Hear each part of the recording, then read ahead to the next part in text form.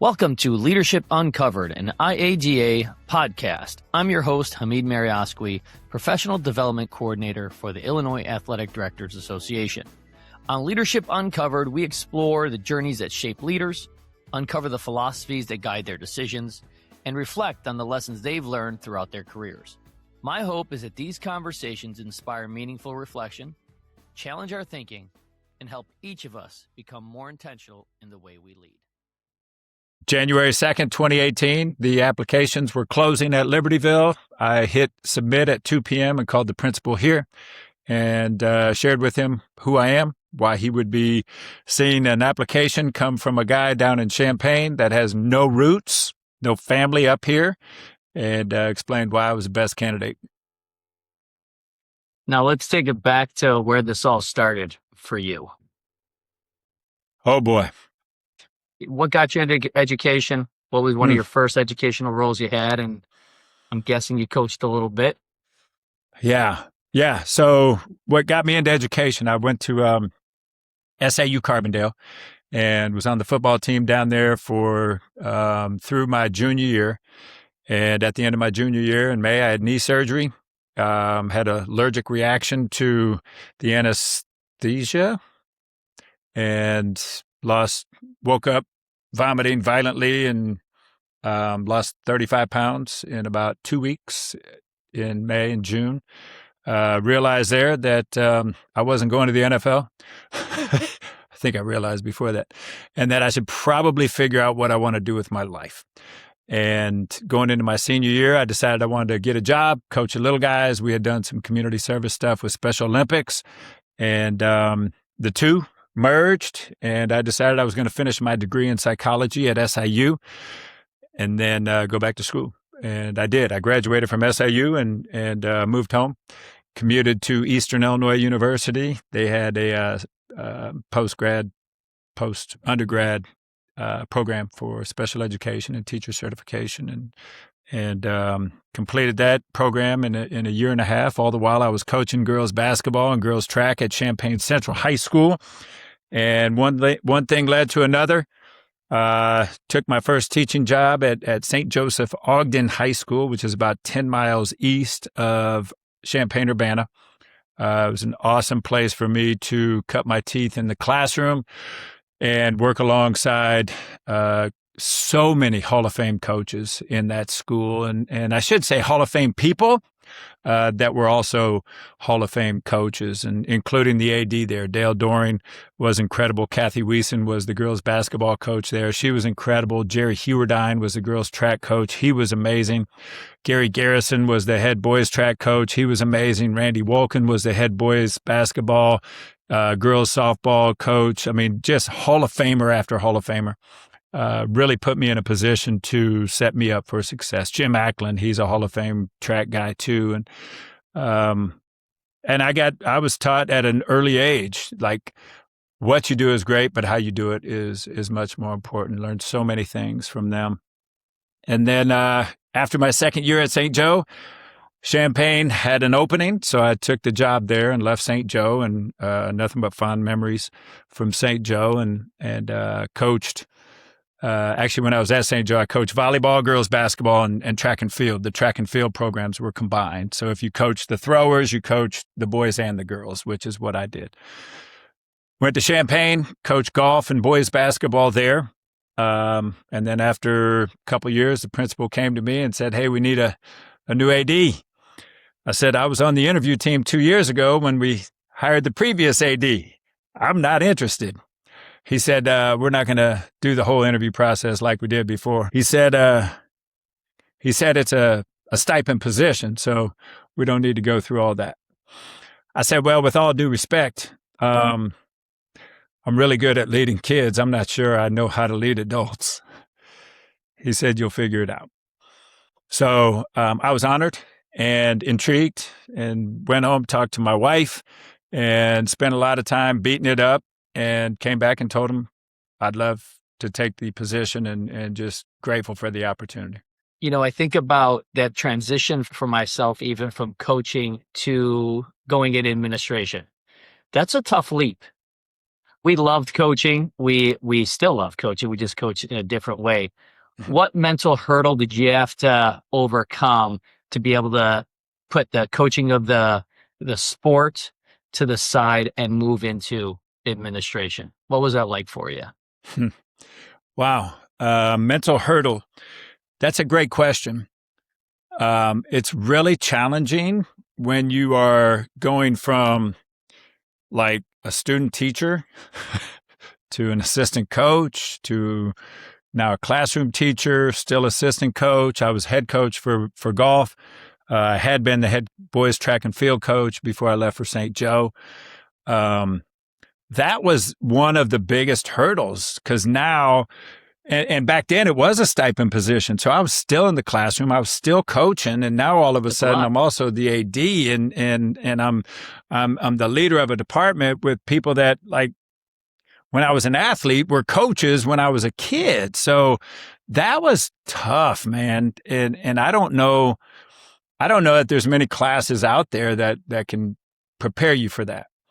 The transitioning from leading kids to leading adults is really challenging too. What are some of the earliest challenges that stand out in your mind? Wow. I would say, well, I'll tell you a funny story. When I first got hired, I had two mentors. Stan Lewis was at Champaign Centennial, our sister school, and then he went to Normal West a couple of years later. John Szabo was the AD at Bloomington High School, and two guys I respected dearly.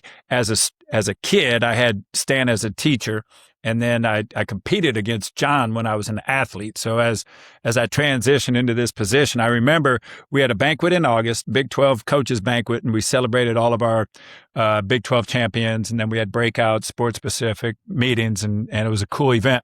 But I remember talking to John and Stan at our AD's meeting that happened before the banquet.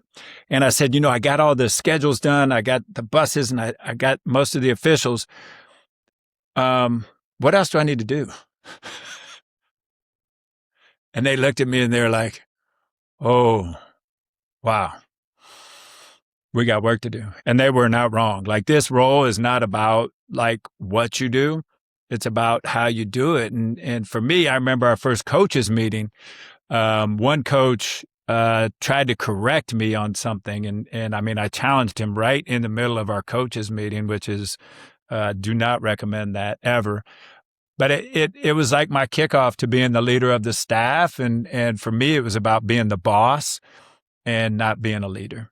It's funny you say that. I recently saw something on social media from Simon Sinek. And it talked about how leadership is a human endeavor where management is not. You manage events, you manage processes, but you can't lead those things. You lead individuals. Right. And so when you talk about that, one thing I'm curious about is you've transitioned multiple times. Mm-hmm. In those moments of transition, you've been probably personally at a different developmental stage, just psychologically, in your understanding of sports and education-based athletics. How have those transitions gone? And what have you been able to learn, good and or bad, from those transitions?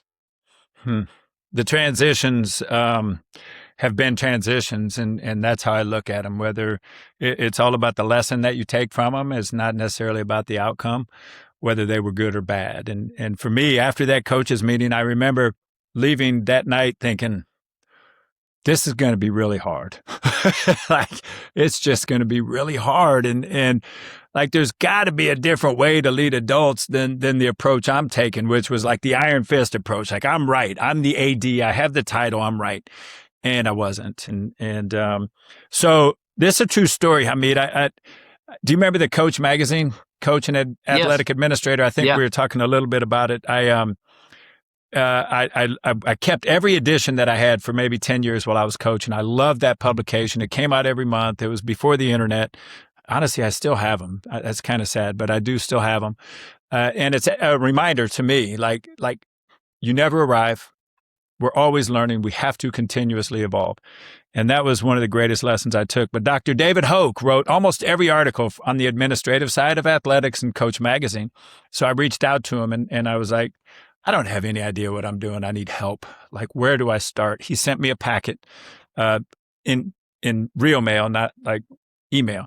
Sent me a packet via snail mail, and opened it up, and I still have it today. It's actually in my drawer right here, and that serves as a reminder that it's what you learn after you know it all that counts the most. And remember, we're working with people and not with positions. And that was one of the biggest hurdles for me, was getting over my ego and getting out of the way. Because when we're coaching kids, my learning started way back when I started coaching 32 years ago. And I was studying John Wooden. I was studying Pat Summitt. I was studying those, not what they did, but how they did it. And I lost sight of that when I got that first opportunity to lead adults. Obviously, you've had a lot of different experiences that have imparted some type of knowledge on you. When you think about the experiences that have shaped you, are there a couple that stand out in your mind that really, from your perspective, kind of sent you down the path that you've been on for the last 5 to 10 years? Yeah, I'll tell you, Jerry Hewerdine, Hall of Fame track coach from St. Joseph Ogden High School and dear friend. He shared, when I started at St. Joe, I said, Jerry, this is a small community. The high school is 450 kids, and rural community, farming community. And I said, Jerry, you know, I've never been in a community like this in my whole life. If you were to give me one piece of advice, what would it be to help me be successful here? He looked at me and he said, John, you're going to spend 80% of your time listening. And you're going to spend the other 20% of your time asking questions about what you heard. And I said, well, 80 and 20, I'm no math major, but that was 100% of the time. I said, when do I get to talk? He said, exactly. You need to learn the culture in the community before you speak. And I thought, wow. I lost sight of that when I first became an athletic director, because I didn't learn the culture and the climate of our coaching staff. I coached alongside them, but I did not know how to influence them because I didn't necessarily know them personally. I knew them as a coach.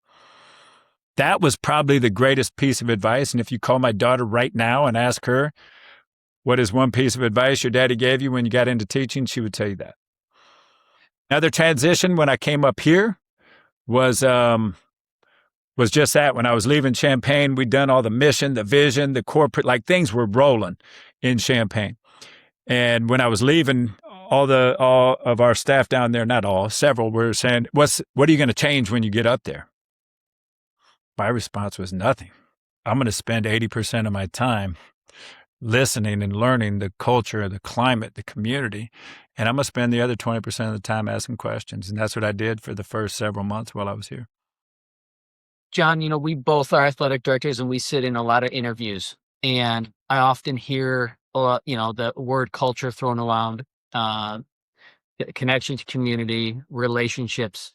When you're talking about your transition to Libertyville and you being intentional about wanting to understand their culture, if I'm a new athletic director and I'm talking to you right now and I want to know what that looks like, how did you go about doing that? What does trying to learn about the culture of a community look like? Because it just doesn't happen by itself. What efforts intentionally did you make? What environment did you create around you that allowed you to gain that insight? That is a really fantastic question. I would say 3 or 4 steps. Number one, during when I was in Champaign, the spring break in Champaign, spring break in Libertyville did not overlap, which was great because my wife and daughter went to Florida and I drove north to Libertyville while I was on spring break down there. And Chris Davis set up a meeting with all 31 of our head coaches, individual meetings with all 31 head coaches. So right out of the gate, I wanted to demonstrate through my actions that they align with who I say I am. Like, I need to be intentional about getting to know who you are and not necessarily what I know what you do. Like, I know what you do. I've done this thing for 16 years at that point. And so I wanted to know who they were. So that was critical, mission critical in March, was get to know your people. Now, there's 160 coaches here. I couldn't set up meetings with every single one of them. So I was intentional about targeting the head coaches. Did that in March, and then came up again in June over a couple days off, and just tried to spend time, be intentional about spending time. And then day one, I was at O'Hare Airport flying with a group of kids and staff out to New York for some week-long activity. And just getting boots on the ground, man, and interacting with the kids, interacting with the coaches, and so they can get to know who I am as a person, and not necessarily like just, oh, he's the AD. So that was very intentional. I was grateful to have that opportunity. Dr. Brenda Nelson afforded me that opportunity. Travel with some coaches, and they're still on our staff today. A third thing is we had summer camp going on all over the place. So getting out of the office, walking the building, and saying hi to everybody, and just being visible so people know I'm not that guy that sits in the office. I get out in the building, get in the hallways, walk in the gym. And then I spent the next, from August 1 into November, so the next 3 or 4 months, just talking to coaches, all of them, head coaches, assistant coaches, and getting to know people and learning, like, what are some of the pain points? What are some of the things that keep you up at night? And then we hosted our all head coaches meeting on November 7, 2018. And we asked a couple questions. Who are we? Where are we going? How are we going to get there? And is there value in aligning our 92 teams into one program? But before that, I asked him, do we function as 92 teams, 31 sports, or one program? And those head coaches said it's somewhere between 31 and 92. Mm-hmm. Libertyville was very successful. The culture, the climate, everything was phenomenal when I got here. But when I asked him, is there value in uniting our program so when kids transition from sport to sport, they know what to expect, they know the standards. Parents don't have to read this handbook, that handbook, this handbook. The standards are the standards. And that's what we've been striving to. We established that, and that's what we continue to strive to cultivate each and every day. Are we where we want to be? No. Are we where we were? No. We are where we are.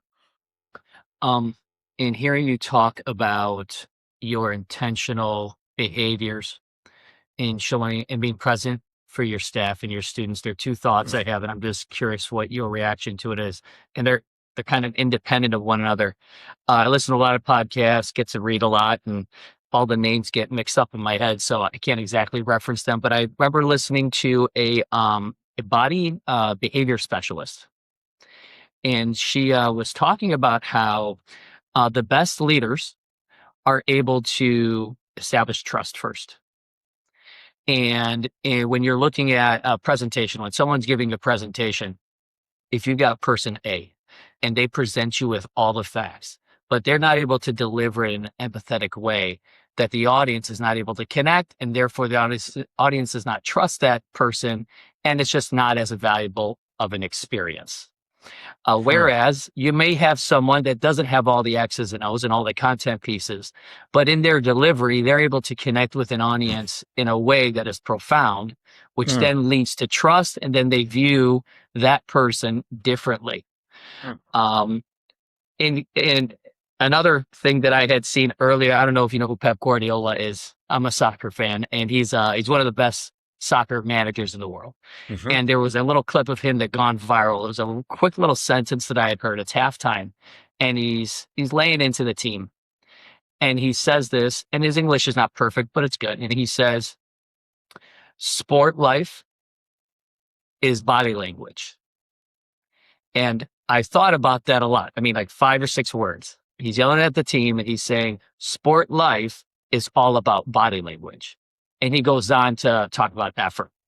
And as I was driving, listening to this, I started to think, well, how does that play out in what we do? How does those two ideas, how do we establish trust? How have you done that with your staff and students? And then how do we how do we arrive in our roles when there are people expecting us to be there for them in different ways, um, which sometimes seems like all the time throughout different times of the day and season. But Uh-huh. I think that's one of the most challenging things that I'm trying to get to is how do you establish that trust with your community? And also, how do you show up and be present for them in a new and dynamic way every day? Hmm. And I will say this.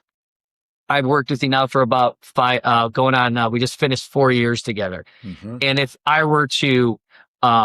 someone were to ask me what is one thing that you take from John Woods, I would say it's how you show up. Hmm. Doesn't matter if we're in a hotel lobby going over some board meeting notes or whatever the case might be, is 5 a.m., 10 p.m., you are there ready to rock and roll. And what you would say to me is, I'm bringing the juice. And so, um, as a new AD, when I saw that, I was like, all right, this is just this moment, but it's not. It's who you are. And I think for anyone that's interested in building relationships, developing trust, being empathetic, what kind of advice would you provide them, and how have you developed that behavior and personality trait? Hmm. Wow. First of all, thank you. I'm very intentional about how I show up, and it's because I think about it all the time. And if I do not behave in alignment with who I say I am, then I'm a hypocrite. And when we talk about championship culture at Libertyville High School and anywhere else, championship culture is behaving in alignment with who you say you are. And so if I'm going to talk about it, I better be about it. And this game, for any AD, whether you're a veteran or you're walking into your first year, this thing is not a time management game. It is an energy management game. And anybody that talks to you about balance in your life is full of it. This thing is I an agree with that energy. statement, by the way. I subscribe to that. I hear that a lot, and I'm just like, okay, I don't know how to think of my role as AD, father, as one's off, one's on. It kind of all coexists in the same space to Yep. different degrees, but I feel the same way. Yeah. I mean, just strategies. And I know I'm straying for a minute, and then I'm going to jump back to the trust piece. So strategies, number one, sweat before screens in the morning. Like I schedule my PM routine, I schedule my sleep, I schedule my AM routine. And people are like, well, how do you do that? I put it on my calendar. That's literally how I do it. And I'm very intentional about it. Are there nights my PM routine gets compromised? Absolutely. But I'm not going to then compromise my AM routine and sleep extra long just because I don't want to be tired. I get up, I work out because it's an energy management game. And the amount of sweat I burn in the morning is in direct proportion to the amount of juice I bring every single day. That's why I bring the juice, because I get it done, I schedule it, I make it happen. And I schedule my walks. Our CFO was making fun of me yesterday. He's like, you're busy from 1:30 to 2. Yeah, so he's looking at my calendar trying to schedule a meeting and is like, you schedule your walks? I said, yeah. He said, do you like schedule when you go to the bathroom too? I was like, actually, I might start doing that. It's a wonderful idea, but it's an energy management game. And if you don't schedule the time that you control during the day, which is your PM routine, your sleep and your AM, when you wake up, if the first thing you do is look at this, you are now playing defense all day long. You hit that email, you hit the TikTok, the Facebook, the Snapchat, the MySpace, whatever it is you go to, like somebody else is now controlling your day. Control the part of the day that you control. So that's mission critical. The activity I take our kids through is this. And when you look up the definition of confidence, it's all about confidere. If you look up the Latin word, the original word for confidence is extreme trust. So you mentioned trust. So my question to you, I want you to think about the person that you trust the most in your life, like your ride or die, your dog. Easy. All right, don't tell us who it is, but I want you to think about the qualities and the characteristics that person possesses and exhibits that have led you to trust them. You got them? Yes. Okay, so what we do with our kids, we break them up. We have the big sticky paper on the wall. They write all the characteristics. And then we put together our list. All right, now I want you to go back and think about who you were thinking of when you came up with these qualities and characteristics? And I said, you got them? I said, yep, you're not going to share. But my question is, that person you? And if it's not, that's where we need to start. So what are the qualities and characteristics? We're talking about available, responsive, consistency, vulnerability, do what I say I'm going to do. You know the list. And if as a leader, you're not exhibiting those behaviors on a daily basis, you're not going to earn the trust of your people. Have there been times where my actions compromised the trust in a relationship with a coach? Yeah. But I also called that coach in and had true confession and shed some tears and said, you know what? I fell short in my role as a leader of this department in supporting you.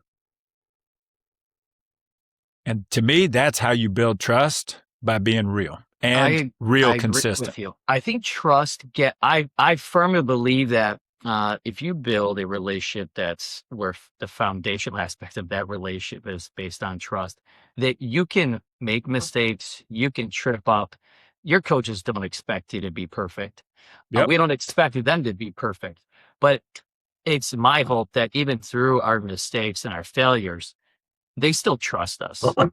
I don't think they ever expect us to be perfect, but if we put in that time to show them that we're there for them, that we'll advocate for them, that we'll support them, that we're there locked arm in arm to try and create a positive experience for student athletes, help them overcome obstacles.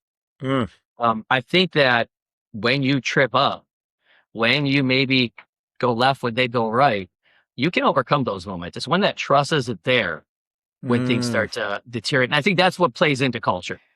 Yeah. I think that's a small layer. It's a big piece of it, but it's one layer of culture that you have to have. I was speaking to a different athletic director who I hope to get on here, and he said something that's kind of stuck with me. And I don't know if he connects it to trust, but when he said it, things stick in my head and I drive and I start thinking about a phrase and try and rip it apart a little bit. He said this, he goes, Hamid, our job as athletic directors is to find a way to say yes. And there's so much to that statement, right? Because if you think about it, right? If you think about all of the things that our kids want, all of the things that our coaches want, our community wants, our principals, the district school, however your scenario might be, there are a lot of reasons why we can't do things. But I think great leaders, like our friend had shared with us, which I hopefully get him on so we can dive into this a little bit, is our job is to find a way. And he said it aggressively. He's like, Hamid, our job is to find a way to say yes. And I was like, man, I'd love to have him as an AD. Find a way to say yes. And it's true. Yep. We sometimes call it overcome obstacles, get the red tape out of the way. But at the end of the day, there's a big piece to trust where our coaches come to us. And do you have the mentality of, how do I make this happen? How can I walk arm in arm with this coach? What process do we need to follow? What money do we need to raise? What messaging do we need to create so that we can get all stakeholders involved so we can get over the line on whatever this goal might be?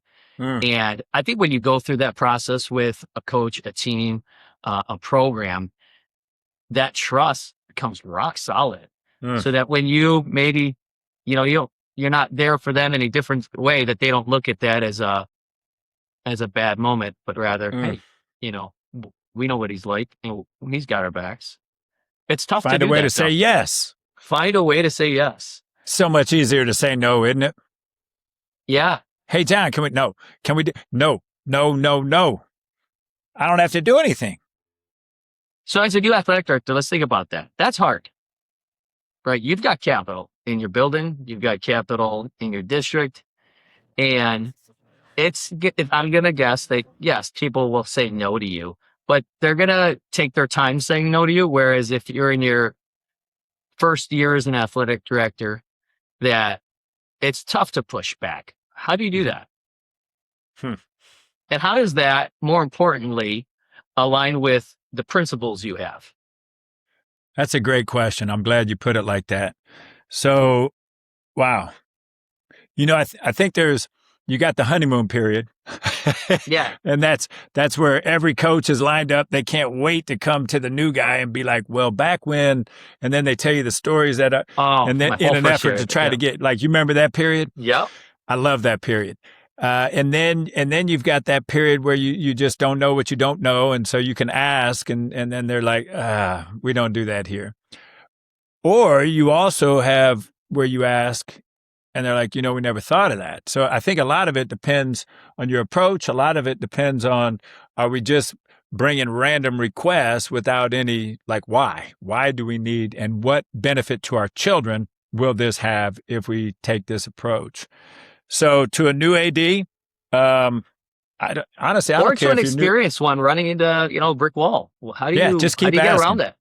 Keep asking. Like, just keep asking. We've been trying to get turf baseball here and turf something else and this and that and that and this and our baseball field's in a floodplain. Well, we know this because like it's wet all the time. Mm-hmm.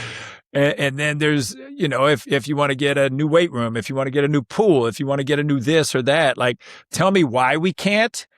But until there's clear and compelling reasons why we can't, I'm going to keep asking. Yeah. And if you stop asking, then your coaches will stop asking. And when they stop asking you to ask, then maybe they don't believe in you. And that would be the hardest piece is the giving up. What year of athletic administration is this for you? Golly, 25 maybe?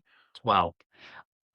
Talk to me about, if you can, in phases, regarding your leadership philosophy. What was your philosophy in your first 10 years compared to your second half of your career? Were they the same? Were they different? How did it evolve? And where is it at?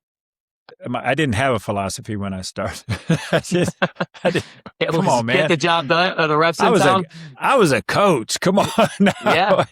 And then I realized that adults need clarity and I tell you what, Hamid, I have read more books in the last 15 years of my life than I did in the first 40. I mean, it's just unbelievable how much but probably last 20 years of my life. It's unbelievable the amount of content that's out there and Yeah. available. And back then, was it available? Yeah, you had to go get it and you had to hope that the bookstore had the book. You didn't have Audible. So in terms of like the transformation of my leadership style and philosophy, yeah, I mean, it's been exponential and it's been because of surrounding myself with great people. That's where it started. And great people start with your coaching staff and hiring people that are better than you and smarter than you that also challenge you to grow and get better. And that I was blessed with countless incredible coaches in Champaign and just being around them made me want to get better. And so I studied leadership. I studied, and it didn't have to be like athletic leadership. Like I'm Mm-hmm. studying Toyota, I'm studying the military, I'm studying Sue Enquist and the UCLA softball program. I'm studying anything I can get my hands on. And that helped me grow. And then you start, when this thing came around and you're starting to follow people on Instagram and Twitter. Brian Kane was very influential in my life 6 years ago, 7 years ago when he and I connected and I had the opportunity to go meet with him. So in terms of philosophy, like now, I look at it more as my why, my purpose, and that is to inspire, influence, educate, and empower others to become the best that they're capable of becoming. And so you take that mission statement, that purpose statement, that why statement, and now live in alignment with it. And if you don't have one written down, then how do you live in alignment with something that you can't articulate? And so I would encourage any young AD, any veteran AD, and anybody in between, make sure you know your why and you can articulate it from the time you get on the elevator and go to the second floor and get off. Because if you can't, that's where we can become a little wishy-washy in our approach and inconsistent. I 100% agree with you. When you have to sit down and write it down or type it down, whatever your preference is, you start thinking about the nuances, the layers, um, in depth. And until I did that, I could speak to you about it, but I think it was a little bit more general. When I sat down and I'm like, okay, this is the route I want to go down. And I sat down and I actually wrote it down and typed it down and thought about it. It was, even though it was maybe a paragraph long, it took me a while because I felt like there are a couple of reasons why this is a big deal. Number one, it's going to impact a large amount of people, right? So who is this purpose statement or this purpose in general serving? Is it serving me or is it serving others? Okay, once I answered that question, I want it to serve others. Then you start to look at it and you're like, is that purpose that I wrote down serving others? If it is, to what degree? Not enough. All right, well, I need to refine that. So I think you're right. If you're a new AD, you're listening, and you haven't had the opportunity to sit down, get the pen and paper or your laptop to sit down and actually write out in detail what your purpose is, highly, highly recommend it. Over the It last, ain't easy. it ain't easy. No, It ain't. no. And there are a couple things you go have through a lot to, of drafts. and there are a couple of things you have to, I think, have in place beforehand. Maybe you disagree with me, but you've had embedded in your leadership practice a sound method by which you've identified principles, right? You know your principles, you know where you stand, you know where the lines are, you know what's above the line below. All of those things you developed over time, whatever that time frame is. And I think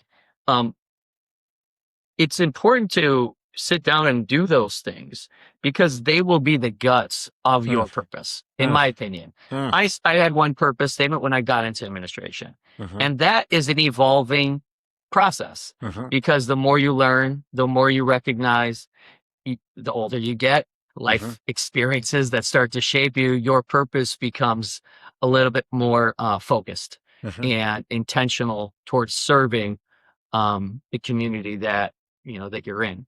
But you can't do it overnight, but you need to start. Well, it's interesting. People ask me all the time, like, how do you go to bed so early? Well, I go to bed early. Like, I don't understand. Like, I just go to bed. Yeah. It's on my calendar. It's time to go to bed.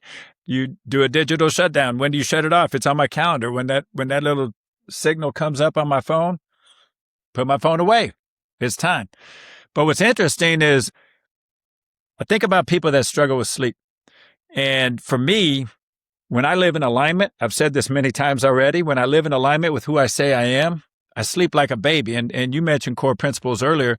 My core principles are simple: respect, integrity, and passion. You alluded to juice earlier. I'm bringing the juice every single day. And so when I know that I have lived in alignment with respect, R, integrity, I, passion, P, RIP, I rest in peace every single night. I sleep like a baby. And when that alarm goes off at 4:44 a.m., I know that I have the opportunity to get up, inspire, influence, educate, and empower others to become the best they're capable of becoming. And that gets me out of bed every single morning. Let's talk about that. You talked about passion. You're in your 25th year as an athletic administrator. Wow. Okay. And in my workings with you over the last 4 years, particularly in the last year, I've seen your passion in coaching education. Talk to me about that passion of yours and why you have really made that something that you focused on and put a lot of effort into. Coaching is the most undercoached profession in the world. I'll say it again. Coaching is the most undercoached profession in the world. Coaches get hired, they get thrown a whistle, they get thrown a key to the lights. Good luck. And you go to Mariano's, people are talking about your athletic program at the cash register. You go to Morgan's and get some dinner, people are talking about the Wildcats. You walk down the hallway, you check out Facebook, Like they're talking about your athletic programs. They're not talking, no disrespect to the classroom, but they're not talking about the classroom out there in the community. And so your athletic program is the front porch of your school, whether you like it or not. And so how do we make sure that our coaches are trained in a manner that aligns with who we say we are? The reality, you and I both know this, we don't have designated institute days for our coaches because half of them are out of the building. Half of them have another profession that doesn't align with the teaching day or the school year. And so we have to be creative in our approach, which is why I'm so passionate about making sure. And it starts here. Are there areas we got to get better? Absolutely. Been working on that since November, putting together an onboarding system that we have here for all of our new coaches, because there is no finish line, Hamid. We keep doing the work. And so that passion comes from that. Like coaches have to be coached. It's not just about running skills, drills, fundamentals, plays, and stuff. It's about influencing children. When you talk about coaching development, there are different, there's like 4 different levels of development when I look at player development, and the coaches are kind of connected to that. There's development regarding tactics. There's development regarding technique. There's development regarding the physical aspect of development. And then there's the psychological development of the roles that we have in sports. All of those 4, which one do you feel you gravitate towards more and why? The psychological. Yeah, I think the why is from my background in psychology and studying human behavior. And the impact, if you ask anybody, I've been all over the country for the last 2 years talking to ADs, coaches, kids from all over the country. And I'll ask them what percentage of the game is mental. And they'll say 100%. Or somewhere around 90 is the average. So if we're playing Family Feud, top 5 answers on the board, 100 people surveyed, 90% is it. And so if the game is 90% mental, 100% mental, pick the number. Show me your practice plans. Are you spending 90% of your time teaching the mental? And if the answer is no, then let's not say it's 90. Let's make sure our actions align with what we say. And so the reason coaches don't take their team to the weight room is because they don't exercise themselves. The reason coaches don't teach the mental is because they don't know it. We default to what we're most comfortable with, and that is blowing the whistle, running the drills, and doing the things that don't move the needle. You give me a team that's connected, filled with better people, they make better performers, we're going to beat your team. Because you've been working on the wrong thing. Now, you got to have talent. You got to have talent. You do. When you think about the athletic director profession, athletic administration, what conversations are we not having that we should?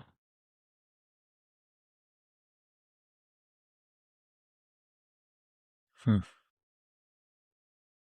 know, we talk a lot about getting athletic directors involved in the association to help them grow as professionals. I think there's a real need for us to extend that to our coaches. There's 16,000 head coaches in the state of Illinois. 16,000 head coaches. Yeah. Multiply that times whatever, and you get what do we have? 50,000 coaches in the state of Illinois? Athletes they're coming in contact with. Yep. Oof. Yeah. It's exponential. Yeah. Right? And now look at your budget. Yeah. How much money do you have for Coach PD? So I really think that number 1, there's a need. Number 2, there's a way. Find a way to say yes to coach our coaches. And to me, that is the most significant component of our job. It ain't scheduling games. It's coaching our coaches so they can create the environment. I think I got this from a guy that might be on this screen. Create the environment where kids can spread their wings and flourish.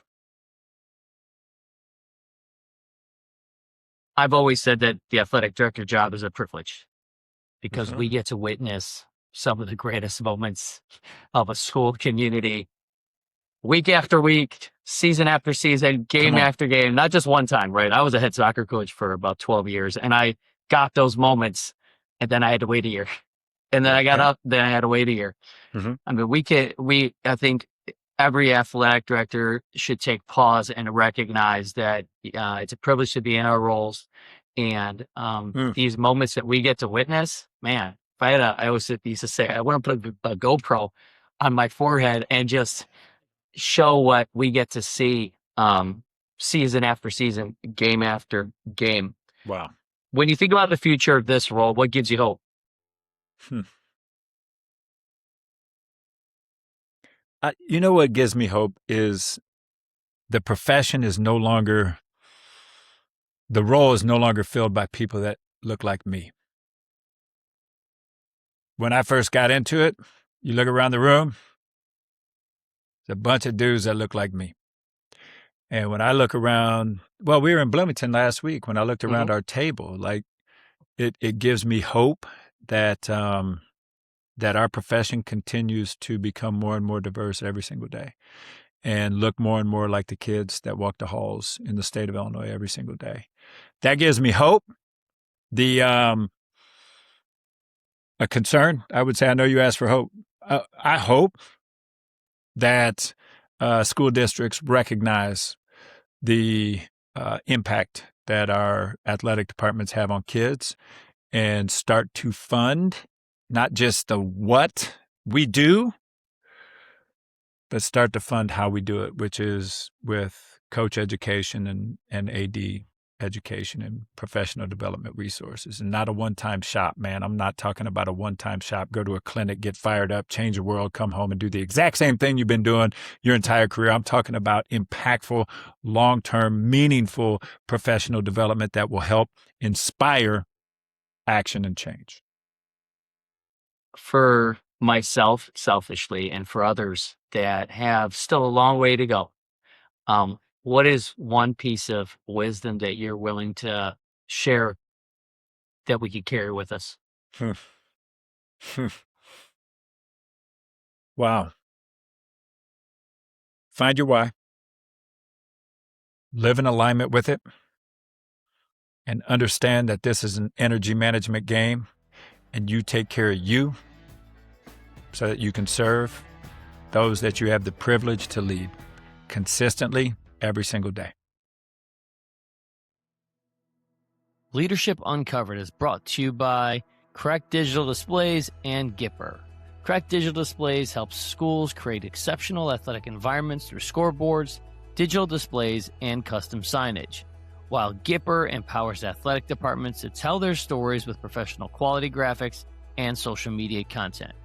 We thank both organizations for their continued support of the IADA and for the leadership development of athletic directors across our state.